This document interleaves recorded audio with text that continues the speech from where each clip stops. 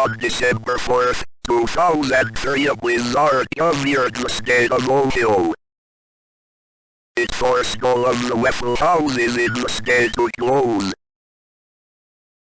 During the storm, researchers noticed strange electromagnetic activity surrounding the Waffle House in Columbus.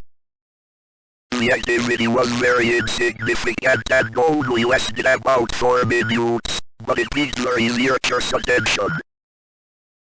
Unfortunately, their answers were never revealed.